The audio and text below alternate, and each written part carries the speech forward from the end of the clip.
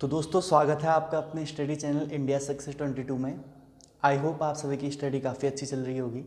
तो आज हम अपनी हिस्ट्री का फर्स्ट टॉपिक लेके आए हैं, क्लास फर्स्ट लेके आए हैं, जो कि मेरा पूर्व मध्यकाल है। पूर्व मध्यकाल से रिलेटेड हम टॉपिक लेके आए हैं, या जनरली हम कह सकते हैं कि भारत में मुस्लिम आक्रमण की जब हम बात करेंगे तो उसको हम किस तरीके से समझेंगे, उसको हम देखेंगे पूर्व मध्यकाल में। देखिए, दिल्ली सल्तनत से ठीक पहले का और वैदिक काल से ठीक बाद का जो हमारा टाइम पीरियड है उसे हम पूर्व मध्यकाल कहते हैं, या हम कह सकते हैं जनरली अरब और तुर्की शासकों का भारत में आक्रमण। तो उस टॉपिक को हम इसमें कवर करने वाले हैं। तो उससे पहले आप सभी के लिए एक बहुत इंपॉर्टेंट अनाउंसमेंट है। वो अनाउंसमेंट ये है कि आप वीडियो को ज़्यादा से ज़्यादा लाइक कीजिए, शेयर कीजिए, सब्सक्राइब कीजिए चैनल को। और अगर आपको कुछ यूनिक कंटेंट इसमें मिलता है, मैं काफ़ी अच्छा और यूनिक कंटेंट आप सभी के लिए लेके आऊँगा, तो वीडियो को शेयर ज़रूर कीजिए और लाइक ज़रूर कीजिए। और कोई डाउट हो उसमें तो कमेंट ज़रूर कीजिएगा। तो आइए स्टार्ट करते हैं। अपना आज का पहला टॉपिक है, हिस्ट्री की फर्स्ट क्लास है हमारी। तो फर्स्ट टॉपिक है हमारा, देखिए, पूर्व मध्यकाल। जनरली अगर हम भारत में बात करेंगे बाह्य आक्रमणकारियों की, तो उनमें सबसे पहले ईरानियों ने आक्रमण करा था। हालांकि आक्रमण उसके बाद काफ़ी हुए थे। ईरानियों का यूनान हो गया, हिंद यवन, कुषाण हो गए, शक हो गए, हुण हो गए, ये सबों का भारत में आक्रमण हुआ था। लेकिन उन सब में सबसे ज़्यादा जो प्रभाव हम बात करते हैं, इफेक्ट की बात करते हैं इंडियन कल्चर में, उसका पड़ा हमारा मुस्लिम आक्रमण। जनरली अगर हम कहेंगे अरब और तुर्की शासकों का, तो उनका इंडियन भारतीय संस्कृति में बहुत ज़्यादा इफेक्ट पड़ा है। तो आज हम वही टॉपिक कवर करने वाले हैं, पूर्व मध्यकाल का। और हम एग्जाम में, और हम जनरली वो टॉपिक देखेंगे जो एग्जाम में आते हैं। मैं आपको स्टोरी मोड में बताऊंगा, क्योंकि इनमें किदिंतियाँ बहुत ज़्यादा हैं, स्टोरियाँ बहुत ज़्यादा हैं। तो आई होप आप सभी को इसमें मज़ा आएगा पढ़ने में काफ़ी। और उसके अलावा हमको उससे कुछ फैक्ट्स याद रखने हैं, कुछ इंपॉर्टेंट पॉइंट्स याद रखने हैं जो एग्जाम में पूछता है वहाँ से, वो मैं आप सभी को बताऊँगा। तो आइए स्टार्ट करते हैं। जब हम भारत में मुस्लिम आक्रमण की बात करते हैं पूर्व मध्यकाल में, तो इसको हम दो पार्ट में पढ़ते हैं। ध्यान से देखिएगा। पहला तो हम इसमें पढ़ते हैं भारत में अरब आक्रमण। जो अरेबियन मेरे थे, जो अरब थे, उन्होंने आक्रमण करा था। और उसके ये 8वीं सदी का हम बात करेंगे, इसमें 8वीं सदी की बात करेंगे। और उसके जस्ट बाद अगर हम दूसरा मुस्लिम आक्रमण देखेंगे तो वो तुर्कियों का था। ठीक है, दूसरा हम तुर्की का आक्रमण देखेंगे। तो हमको दो पार्ट में इसको पढ़ना है। पहला हम देखेंगे अरब आक्रमण, दूसरा देखेंगे तुर्की आक्रमण। और तुर्की आक्रमण के जस्ट बाद जब मोहम्मद गौरी ने आक्रमण कर दिया था, उसके बाद दिल्ली सल्तनत में वंशों के वंश आने स्टार्ट हो गए थे। गुलाम वंश, खिलजी वंश, ये सब वंश आएंगे उसके बाद। तो जनरली इसीलिए मैं कह रहा हूँ आपको, अभी हमको दिल्ली सल्तनत से ठीक पहले का पार्ट देखना है कि वहाँ से कौन से इंपॉर्टेंट क्वेश्चन एग्जामिनर पूछ लेता है। तो आइए स्टार्ट करते हैं अरब आक्रमण से। तो पहले रीजन जानते हैं कि अरेबियंस ने भारत में आक्रमण क्यों करा। तो देखो, इसके वैसे तो बहुत सारे रीजन हैं। जनरली अगर मैं इसका एक मेन रीजन आप सभी को ये बताऊंगा, तो ये था, अरब की जो भूमि थी, जो अरेबियन मेरे लैंड थी, वो बहुत ज़्यादा डेजर्ट रीजन है, बहुत ज़्यादा मरुस्थलीय रीजन है। तो और भारत आप सभी को पता है एग्रीकल्चरली भी पहले से ही बहुत रिच था, और जनरली सोने की चिड़िया कहते हैं इसको। तो यहाँ प्राकृतिक संपदाएं और उसके साथ साथ रुपया, पैसा, धन जो है उसकी भी बिल्कुल कमी नहीं थी। तो इसीलिए जो अरेबियंस थे वो इसकी ओर आकर्षित भी हुए थे। वो बस एक कह सकते हैं कि एक बहाना ढूंढ रहे थे भारत में आक्रमण करने का। और वो बहाना, और इसके अलावा उनका जो साथ दिया भी हम देखेंगे बाद में, मकराना तट का जो गवर्नर था, उन्होंने इनका साथ दिया था जनरली आक्रमण करने में। और उसके बाद इनको सह मिलती गई कि हम यहाँ आक्रमण कर सकते हैं भारत में, और काफ़ी कुछ इफेक्ट पड़ा उस आक्रमण का इंडियन में।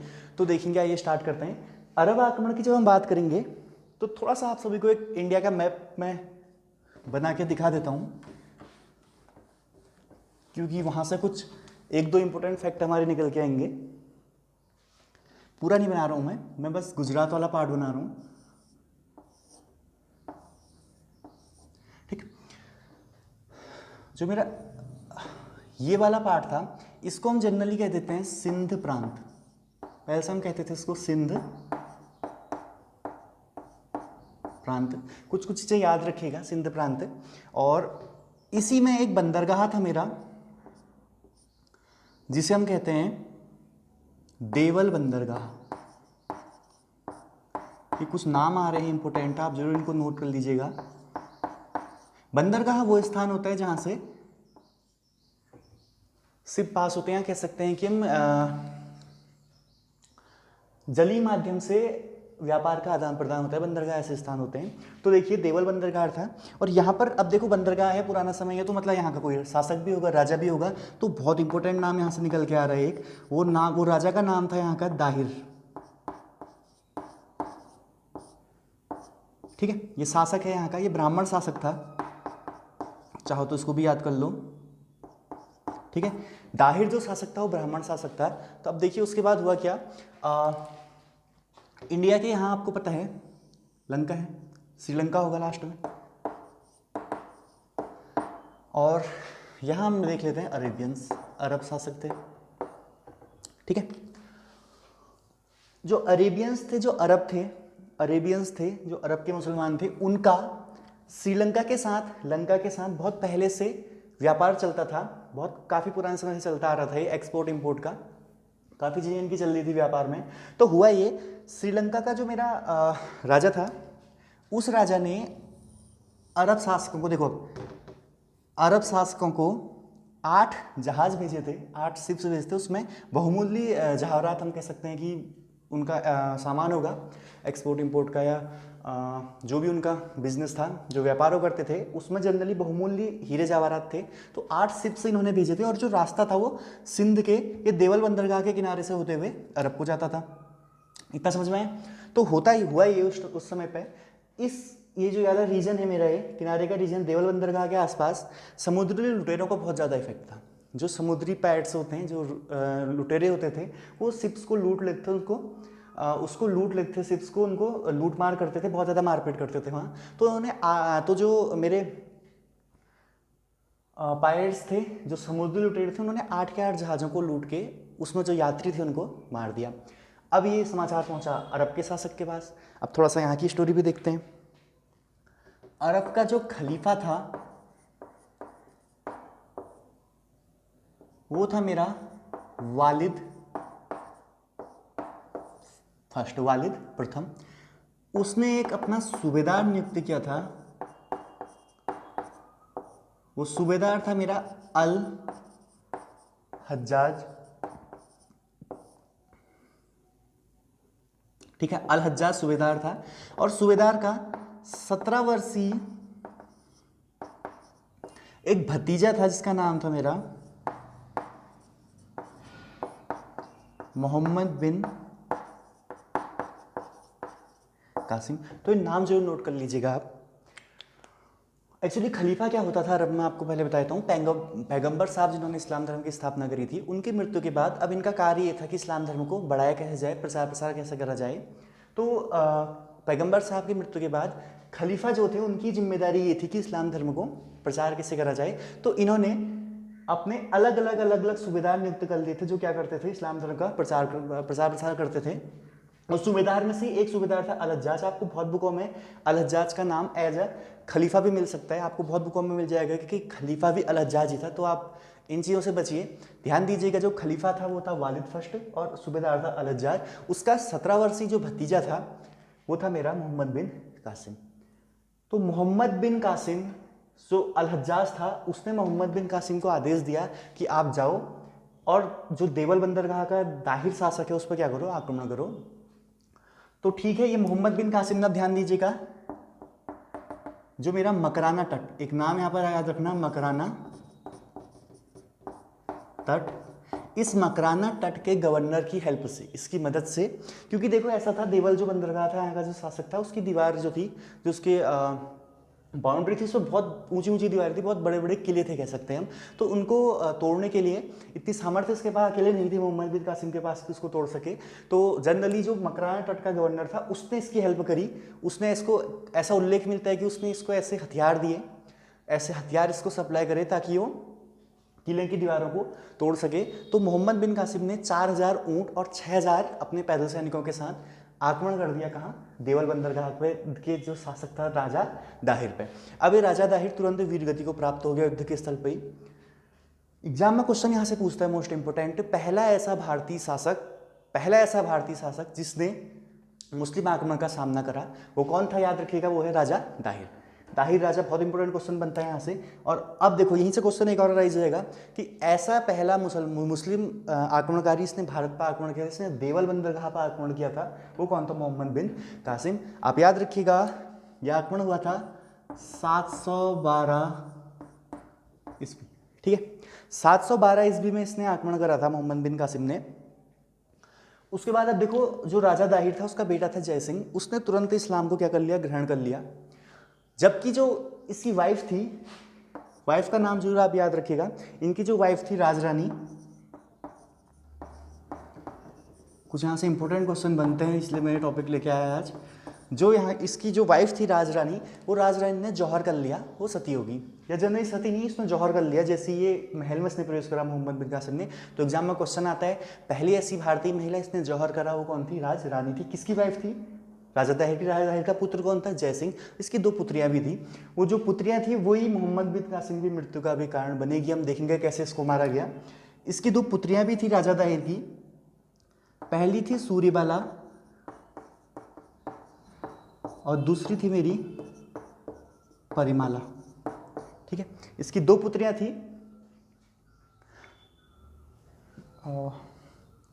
सूर्यबाला नहीं, सूर्याबाई और परिमाबाई, 2 पुत्रियां थी, सूर्याबाई और परिमाबाई। इनको मोहम्मद बिन कासिम ने तुरंत गिरफ्तार करके भेज दिया कहाँ? अपने सूबेदार अलहज्जाज के पास। अब देखो जब ये यहाँ से जा रही थी तो इनके माइंड में विचार आया कि हमको वेश्याओं की तरफ भेजा गया है, हमारा जो स्वाभिमान था वो भंग हो गया। इन्होंने वहाँ जाके ये कहानी अपनी मनगढ़ंत बना दी कि उल्लेख ऐसा मिलता है इस कहानी का कि मोहम्मद बिन कासिम ने हमारा कौमारी भंग कर दिया है, तब हमको आपके पास भेजा है। तो अलहज्जाज काफ़ी क्रोध में आ गया।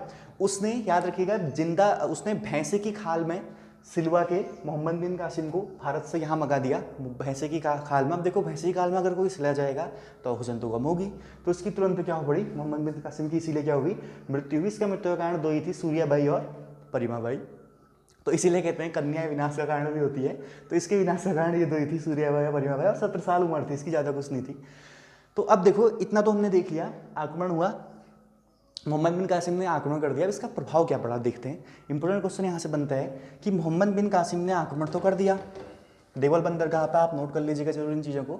राजा दाहिर था देवल बंदरगाह का, पहली ऐसी महिला, भारतीय महिला इसने जौहर करा, राजरानी। अब देखो जब इसने आक्रमण करा तो उसके बाद इसने अब एग्जाम में क्वेश्चन आता है सर्वप्रथम भारत में जजिया कर किसने लगाया?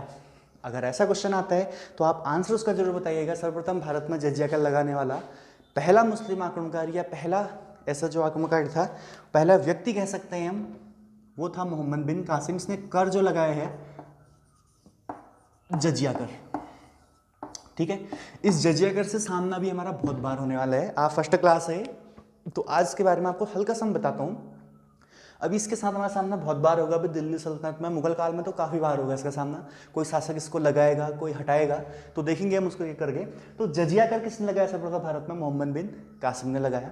ये जजिया कर क्या था? देखो ये गैर मुस्लिम धार्मिक कर था। ये क्या था? गैर मुस्लिम धार्मिक कर था। ये उनसे लिया जाता था जो फिजिकली, हम कह सकते हैं कि जनरली शारीरिक संरचना के आधार पर इस पर लिया जाता है, जो फिजिकली फिट थे और सेना में अपनी योगदान नहीं दे रहे थे और गैर मुस्लिम थे। और जनरली हम कह सकते हैं इसका जो लगाने का मेन उद्देश्य हम देखा है धर्म परिवर्तन था, कि लोगों को इस्लाम के प्रति उनका चॉइस बढ़ाई जाए, वो इस्लाम ग्रहण करें।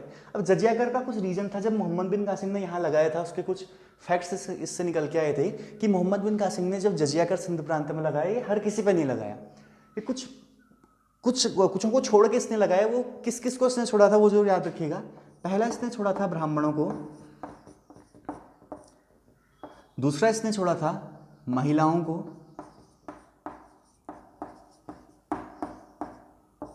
खैर इससे तो उनको लगाव था ही मोहम्मद बिन कासिम को काफ़ी, ये उसके विनाश का कारण भी थी। और ब्राह्मणों का भी काफ़ी सम्मान करता था, ब्राह्मण, महिलाएं, बच्चे।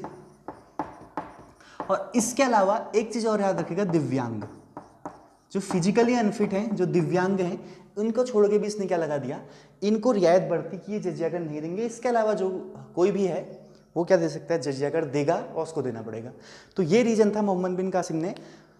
तो ये तो मोहम्मद बिन कासिम का क्या हो गया? आक्रमण हो गया भारत में। इसके बाद एक और शासक ने भारत में आक्रमण करा था, अभी हम देखेंगे महमूद गजनवी। आई होप मोहम्मद बिन कासिम वाला पार्ट आपको समझ में आ गया होगा।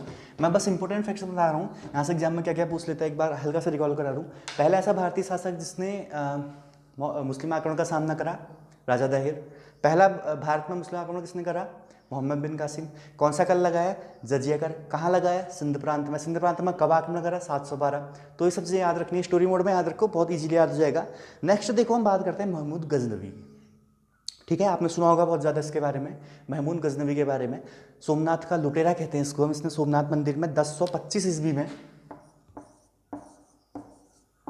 इस सन जरूर याद रखिएगा, सोमनाथ पे क्या करा इसने, आक्रमण कर दिया। वहाँ का राजा जो मेरा था, याद रखिएगा, सोमनाथ मंदिर गुजरात में, वहाँ का राजा था भीमदेव फर्स्ट। तो देखेंगे, देखो सेकंड हम पढ़ने वाले हैं महमूद गजनवी के बारे में। तो आप याद देखो, मैं मेन बताऊंगा, बाकी कहानियाँ तो आपको बुक्स में बहुत मिल जाएंगी, लेकिन मैं वही कहानी या वही फैक्ट बताऊंगा जो आपके काम आएगा। तो महमूद गजनवी 998 से 1030 ईस्वी। ठीक है, अब एग्जाम में क्वेश्चन आता है, महमूद गजनवी ने भारत में कितनी बार आक्रमण करा। तो याद रखिएगा, महमूद गजनवी ने भारत में 17 बार आक्रमण करा। 17 बार। आप सोच सकते हो, और हर बार ये कुछ ना कुछ हासिल लूट के ले गया। कितना संपन्न रहा होगा पुराने समय हमारा देश, हमारा कंट्री, हमारा इंडिया, जिसे हम सोने की चिड़िया कहते थे। और याद रखिएगा, यहाँ आक्रमण का मार्ग किसने प्रशस्त करा, मोहम्मद बिन कासिम ने। उसने ये बता दिया कि यहाँ आक्रमण किया जा सकता है, और उसके बाद इसने फिर 17 बार आक्रमण करा महमूद गजनवी ने। तो देखिए 17 बार इसने आक्रमण करा, उसमें सबसे जो इंपॉर्टेंट था वो था 16वां आक्रमण इसका, जो उसने सोमनाथ मंदिर पर किया था। ठीक है, सोमनाथ मंदिर पर इसने आक्रमण करा था। यहाँ से एग्जाम में पूछता है कि इसने सोमनाथ मंदिर पर कब आक्रमण करा। ये करा था इसने 1025 में। ठीक है, और उस टाइम पर गुजरात का राजा था मेरा भीमदेव प्रथम। आई होप इतना समझ में आ गया। इसके अलावा थानेश्वर में इसने 1014 में करा था। पंजाब में इसने करा था 1001 में। कुछ ये हल्के फुल्के ही उतने खास नहीं है, लेकिन इंपॉर्टेंट इसमें क्या है, सोमनाथ का मंदिर, जो इसका 16वां आक्रमण था। अब देखो, इससे क्वेश्चन बहुत इंपॉर्टेंट वो पूछ लेता है। वो इंपॉर्टेंट क्वेश्चन ये पूछता है कि इसके साथ एक कवि आया था, दरबारी कवि आया था, एक लेखक आया था इसके साथ। तो वो आप, आई होप आप सभी को पता होगा इसका नाम, अल बरूनी। मैं लिख लेता हूँ इसका नाम, क्योंकि देखो पढ़ना वही है जो एग्जाम में आता है, फालतू गप हमको नहीं देखनी है। इसके साथ एक दरबारी कवि आया था, अल बरूनी। उसका नाम, वास्तविक नाम जो था वो था अबू रेहान मोहम्मद। कभी कभी पूछ लेता है कि उसका वास्तविक नाम क्या था। जनरली इसका नाम पूछता है महमूद गजनवी के साथ कौन सा मेरा आया था आक्रमणकारी, या आक्रमणकारी सॉरी इसके साथ कौन सा मेरा कवि आया था, कौन सा इसके साथ लेखक आया था। इसने पुस्तक लिखी थी एक, इसलिए बहुत फेमस है। इसने पुस्तक लिखी थी, वो पुस्तक का नाम जरूर याद रखिएगा, तहकीक ए हिंद। ठीक है, देखो अगर आप रटना स्टार्ट करोगे तो बुक में आपको बहुत कुछ मिल जाएगा, लेकिन आप समझ नहीं पाओगे इसको। तो मेरी कोशिश यही रह रही है कि मैं आपको समझाऊं भी, इसको स्टेप वाइज समझाऊं। तो अलबरूनी इसके साथ आया था, अलबरूनी कहते हैं महमूद गजनवी के साथ आया था, याद रखे गए। जिसने कौन सी पुस्तक लिखी, तहकीक ए हिंद। अब इसमें था क्या, मैं हल्का सा बता देता हूँ। तहकीक ए हिंद जो मेरी बुक थी, उसमें भारत की सामाजिक और सांस्कृतिक व्यवस्था के बारे में दिखाया गया था। जनरली मैं कह सकता हूँ उसके बारे में भारत की सामाजिक जानकारी मिलती है। किसमें, तहकीक हिंद में। सोशल इंफॉर्मेशन भारत की जो कुछ है पूरी सामाजिक जानकारी इस बुक में मिलती है, और ये इंपॉर्टेंट भी है एग्जाम के नज़रिए से। देखो आई नो कि आजकल के एग्जाम में स्टैटिक जी के ज़्यादा आ रही है, लेकिन अब इसके बाद फिर से इस मध्यकालीन इतिहास का और एंशियंट जो वैदिक काल है उसके ट्रेंड फिर से आ रहा है, धीरे धीरे एग्जाम पैटर्न में आ रहा है, उनका फिर से ट्रेंड स्टार्ट हो गया ना। तो आप नोट जरूर करिएगा चीज़ों को। तहकीक हिंद किसने लिखी, अलबरूनी ने। वास्तविक नाम क्या था, अबू रेहान मोहम्मद। इसमें मिलती किसकी जानकारी है, सामाजिक जानकारी। और इंपॉर्टेंट क्वेश्चन है, आया किसके साथ था, ये आया था महमूद गजनवी के साथ, जिसका दूसरा नाम क्या है, सोमनाथ का लुटेरा। जरूर नोट कर लीजिएगा, इसका नाम है सोमनाथ का लुटेरा। सोमनाथ मंदिर में इसने लूट मार करी थी बहुत ज़्यादा। अब देखो उसके बाद इतना तो मेरा क्या हो गया, अरेबियंस का आक्रमण हो गया। आई होप इतना आपको समझ में आया होगा। नेक्स्ट क्लास में हम देखेंगे, मैं आपको बता देता हूँ हल्का सा, नेक्स्ट क्लास में हम देखने वाले हैं मोहम्मद गौरी के बारे में, जो तुर्की आक्रमणकारी था मेरा, तुर्कियों का आक्रमण था। हल्का मैं आपको उसके बारे में हल्का बता देता हूँ। मोहम्मद गौरी ने जब भारत में आक्रमण किया, देखिए इसने 2 बार करा था। तराइन का प्रथम युद्ध और तराइन का द्वितीय युद्ध। तराइन के प्रथम युद्ध जो 1191 में हुआ था, ये पृथ्वीराज चौहान जी के साथ हुआ था। इसमें ये हार गया था और द्वितीय युद्ध में जीत गया था, तराइन के द्वितीय युद्ध में। और तीसरा इसने एक और युद्ध किया था, चंदावर का युद्ध, बहुत फेमस युद्ध है, 1194 में जयचंद के साथ करा था और इसमें जयचंद मारा गया था, हार गया था। ठीक है, तो हम देखेंगे उसको एक करके। तराइन के प्रथम युद्ध में क्या हुआ था और उसकी जीतने के बाद, जीतने की खुशी में जो पृथ्वीराज चौहान थे उन्होंने किसका निर्माण करा, उन्होंने जनरली, मैं आपको हल्का बताता हूँ, तराइन का जब प्रथम युद्ध हुआ था उसमें जीतने के बाद पृथ्वीराज चौहान जी ने एक महल बनाया था, राय पिथौड़ा महल, जिसको तोड़ के बाद में इसका जो गुलाम था मोहम्मद गौरी का जो गुलाम था कुतुबुद्दीन ऐबक, उसने उस महल को तोड़ने के बाद एक मस्जिद बनाई, कुव्वत ए इस्लाम, जो भारत की पहली मस्जिद है। तो ऐसे फैक्ट मैं आपको बताते रहूँगा जब हम टॉपिक कवर अप करेंगे। तो देखो, मैं पढ़ाऊंगा आपको सारा, उसमें से आपको कुछ मेन नोट करना है, जो यहाँ मैं लिखता हूँ उसको नोट जरूर कीजिएगा, क्योंकि एग्जाम में बहुत ज़्यादा इंपॉर्टेंट होता है। तो आज के लिए इतना ही करते हैं, बाकी नेक्स्ट क्लास में हम देखेंगे कि तुर्कियों ने जो आक्रमण करा था उस पर क्या इफेक्ट पड़ा था। और जनरली वहीं से मोहम्मद गौरी के बाद जस्ट बाद हम दिल्ली सल्तनत भी नेक्स्ट क्लास में स्टार्ट कर देंगे। तो आई होप आप सभी को वीडियो पसंद आई होगी। तो लाइक कीजिए, वीडियो को शेयर कीजिए, और टारगेट रख रहे हैं हम 1000 लाइक्स का। तो बाकी अपने फ्रेंड्स में जरूर शेयर कीजिएगा। हिस्ट्री क्लास हमारी स्टार्ट हो गई है, मैथ की क्लास भी 1 या 2 दिन में स्टार्ट कर दूंगा। बाकी stay home, stay safe, thank you.